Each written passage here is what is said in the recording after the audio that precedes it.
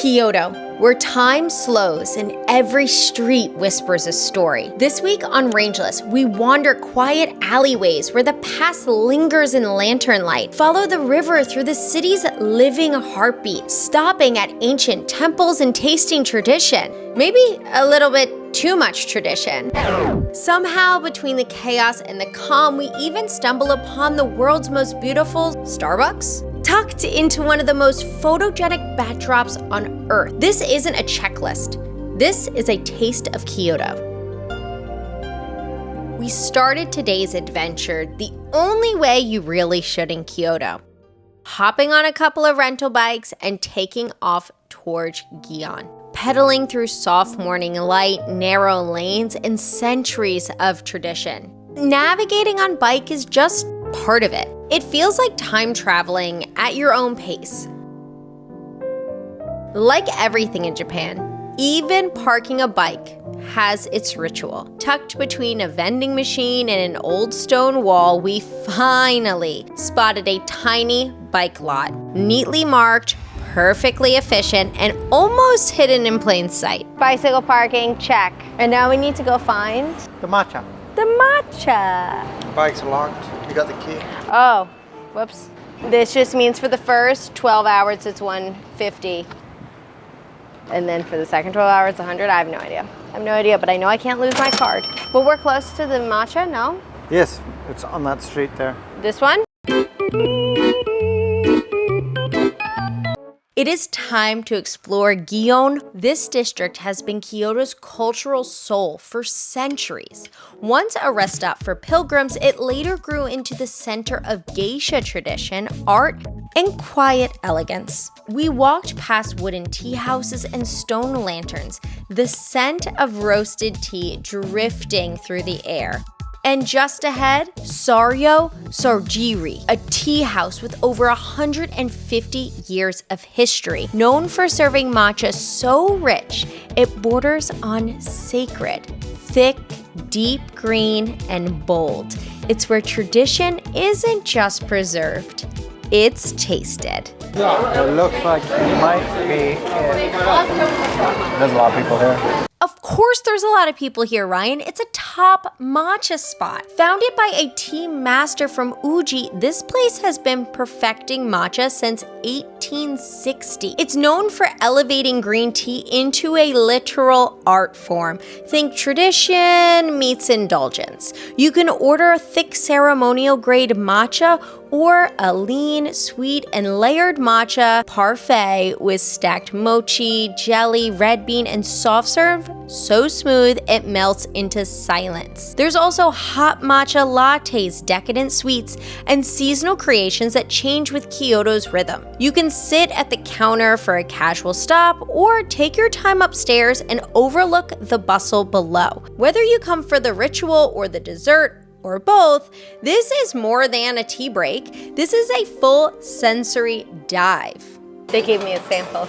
Really? It's a cold green tea. Cold. Let me see. It's good. That is good. Yeah. I'm gonna get this one. Oh, you're gonna get the ice cream one? Yeah. That one looks good. It does.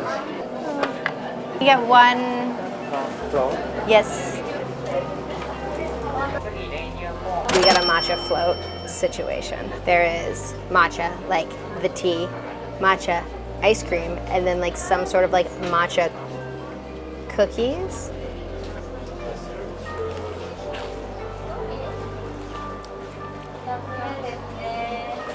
We just found the new best matcha.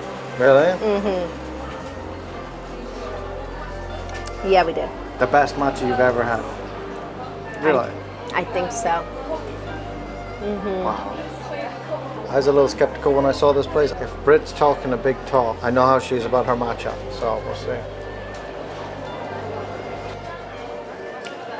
Yeah, she's good. With the energy and tradition of Kyoto flowing through our veins in the form of matcha three-ways, we set off wandering deeper into the heart of Kyoto's kitchen, Nishiki Market. And just beyond the crowds and sizzling skewers, we slipped into a moment of stillness at Nishiki Shrine. Small but powerful, this shrine is dedicated to the deity of scholarship and learning, a protector of wisdom and intention. Founded over 1,000 years ago, it's a quiet space to pause, reflect, and maybe even pull a fortune from the box, hoping for Daikichi, the best of luck. Visitors cleanse their hands with water flowing from a sacred spring and tie the fortune to branches, hoping the good will come true and the bad will stay behind.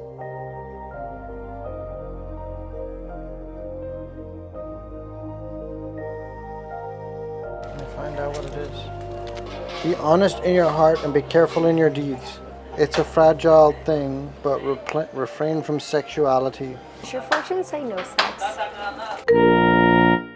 Yeah, it does. We are definitely losing something in translation, but I don't like it. Do the bad luck. And what you do with the bad luck is you tie them and leave them behind you so they don't follow you. I don't want that one. Why can't they just give me a good one? Huh? I'm gonna stick it in there so it can't follow me. Yeah, there we go. I found them too, around the corner. These are wishes. Yeah. You get to write the wishes. And that's a cool bowl one. Yeah, I want to use them. You found them around the corner too, where? Little thing. Yeah. I'm gonna stamp my journal.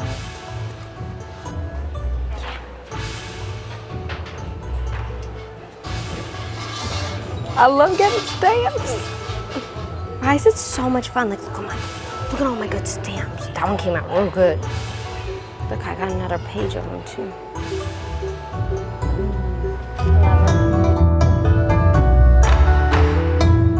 All this reflection and matcha and stamp collecting excitement has left us hungry. So we dove back into the rhythm of Nishiki Market, ready to eat our way through. Known as Kyoto's kitchen, Nishiki has fed this city for over 400 years. It began as a humble fish market in the early 1600s, thanks to the fresh spring water flowing beneath its stone alleys, perfect for preserving and preparing ingredients. Today, it's a feast for all senses. Sizzling skewers, fermented pickles, and sweets that stop you mid-bite. We followed our noses and the crowd to a local favorite, a plump, perfectly ripe strawberry wrapped in smooth red bean paste and pillowy mochi. It's soft, it's sweet, it's tart, and it's gone in about 2 seconds.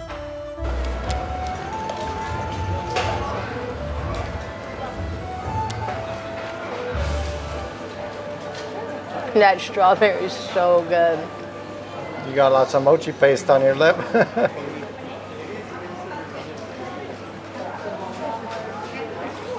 I think that might be that mochi that changed my life. That's the one that's made me decide that I actually really, really, really like mochis now. Wow. I think it might have been the strawberry though. Yeah, the strawberry is particularly good. But dessert first only works if we keep going. So we are now officially on a food tour and officially on the hunt for something hot and savory. Did someone say takoyaki? Those crispy, gooey octopus balls that Kyoto does oh so well. Did you want takoyaki? Is that what you Here's a spot right here. We'll do 4 pieces. Yeah, let's do it. Takoyaki may have been born in Osaka, but Kyoto has its own way of doing things. Kyoto style. I don't know what the difference between the styles are, do you? No. So glad you asked. Here, these golden octopus-filled spheres are often lighter, more delicate, less greasy, more refined. Some stalls use a dashi-rich batter for that extra umami flavor. Others top them with matcha salt or a drizzle of soy instead of the usual mountains of Kewpie mayo and sauce. It's takoyaki with a Kyoto twist. Crispy on the outside, molten on the inside, and they're all daring you not to burn your mouth on that first bite. That is so good. It has a nice crispy on the outside. It's pickled ginger in there, and it's really, really good. It gives it like a nice bite and like that ginger spice. And then the inside's like a little goopy. I don't know like what is in there, and then it has like a big piece of octopus. And it's topped with the Kewpie mayo and Takoyaki sauce, which is like a little barbecuey, a little Worcestershire saucy. I think it's Ryan's turn because if you watched our Osaka video, or one of them, we ate this and I loved it. But Ryan was a little on the fence about it and it might be the one that we had. So he's giving it another chance. I can see the steam coming off of it. That is really, really good. I didn't like the last one at all. I was like, this one's good. I like this. The last one seemed a little bit soggy. This one's like crispy on the outside. I don't know. But I know I like it. It's good. That was really good. That was so good. I'm glad you keep opening your horizons and liking it. I try things over and over again. I'm like, maybe it was a bad one, I'll give it a shot. Yeah. All the time. Yeah, you do. You can get a cup of sake for 100.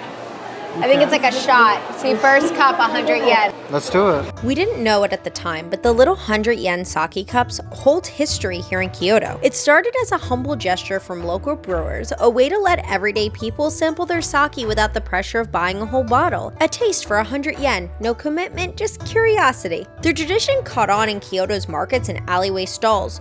Brewed with mountain water and regional rice, each pour tells the story of its maker, the season, and its place. Hello, do 1 cup sake? I'll do dry. Yeah. Wow, thank you. It's good. Really good.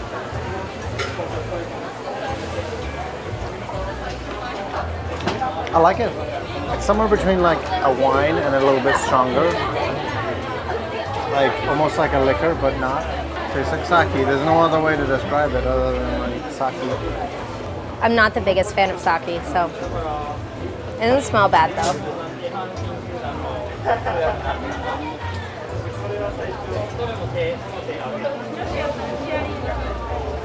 Sake. With the warm sake still lingering, we noticed stalls quickly beginning to shut their doors. Most shops in Nishiki Market close before 6, and somehow we hadn't had anything on a stick yet. A tragedy, because this place is famous for skewered delights. Then, like a beacon, we spotted it. Tempora Shrimp. Golden and glistening in the soft evening light. Plus, pro tip, if you swing by just before closing here, or honestly, anywhere in Japan, you'll often catch the best kind of deal. Half off and still piping hot. Okay, shrimp teriyaki. It's a big piece of shrimp. I think that's several pieces of shrimp, I would imagine.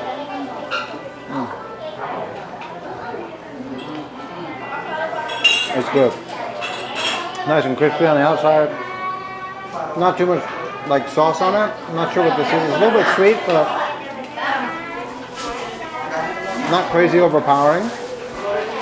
And then the shrimp on the inside. Really good.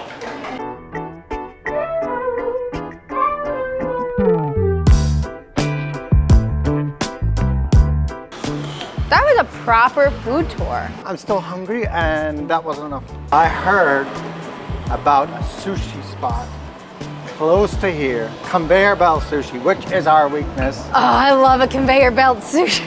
And it's supposed to be the best in Kyoto. Is it really? That's what they say. Who's they? The internet? Yeah, Because if it's on the I internet, don't believe them. If it's on the internet, it's true. Everyone knows that. Yeah. Yeah. Did we find it? We had found it. Operating since 1977, it's a favorite for locals and travelers alike. Quick and affordable, known for their extensive and diverse selection. Turns out sushi in Kyoto isn't just about fish. They got horse meat? What? Raw horse meat? Are we trying it? Yeah, grab it. Musashi, delicately sliced, lean, and cold, glided towards us like it belonged. And in this city of centuries-old rituals and quiet rebellion, it did.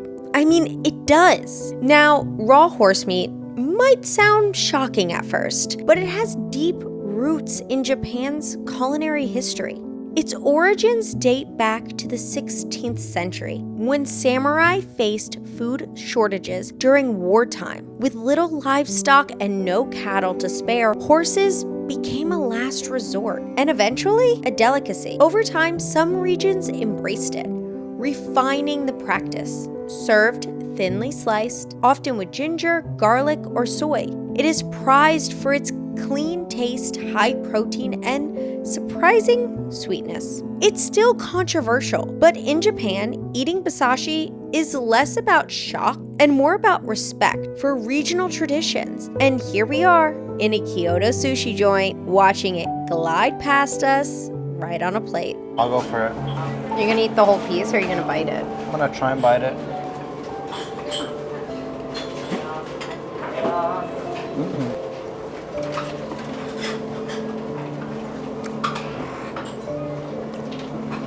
Not bad. Oh, that's tough. This is like really tough. That's what I was expecting the first piece to be like. But that's not so good. How do you feel that you ate horse? I probably ate horse before. There was a whole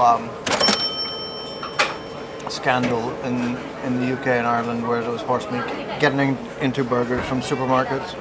Oh. Yeah. A few blocks away, we found ourselves slipping into Ponto, one of the city's most iconic alleyways. Ponto isn't just an alley though, it's more like a living relic. Since the early 1600s, this narrow lane beside Kamo River has been home to tea houses, hidden bars, and geisha culture. It was once a playhouse for poets, performers, and powerful men where they whispered many a deals over sake. Today, the area balances tradition and reinvention. We still find the geishas here in dimly lit townhouses, keeping ancient art forms alive. But alongside them, modern restaurants hum with life, serving craft cocktails and Kyoto-style tapas to locals and tourists alike. It really does feel like a place suspended in time, yet modern. I love the little alleyways.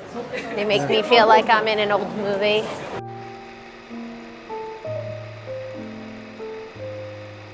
I've noticed a lot of the restaurants have signs that's like, no English menu, Japanese menu only. Fair enough, you're in Japan. Yeah. Download Google Translate or learn some basic Japanese. Or even better, if you're like us, you don't know what you're getting and you just point at something and trust that you're going to try something new.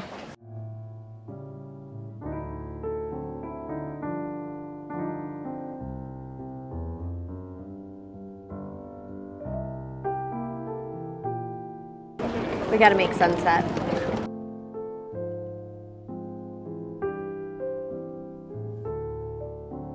I just spotted the temple. We're trying to get there by sunset. Sunset's in about Soon. 12 minutes. Yasaka Pagoda. Rising above the rooftops of Higashima, this 5-story icon has stood since the 15th century, a timeless silhouette etched into Kyoto's skyline. It's more than just a landmark. At sunset, the alleyways glow, the rooftops blush, and Yasaka Pagoda becomes a perfect contrast against the soft burn in the sky. There are a bunch of temples up here. We came to like a street crossing, and there's signs for like temple that way, temple that way. And around here, a lot of people rent the kimonos, and they go around and take pictures. And we passed like a few shops on the way here that sell them. Or rent them. I think this is the most photographed street in all of Kyoto. This is? Yeah. It's really pretty. Mm-hmm. One of the most photographed spots in Kyoto, and for good reason. Now, we weren't chasing a shot. Well, okay, maybe we were, but some views are worth chasing. This is also the most famous Starbucks in Kyoto. Set inside a restored 100-year-old townhouse, this Starbucks blends its old-world charm so seamlessly, you'll miss it if you're not looking for it. Hello, can I get a grande lemon cake? Yes. Tatami mats inside, it's the only one in the world where you can sip your frappuccino like a local in a tea house. It's calm and tranquil, and of course, it was full. Every tatami nook, every low table, spoken for. We lingered for a minute, pretending not to be utterly heartbroken, but honestly, just knowing this place exists was almost enough. Almost. It's so delicious and lemony.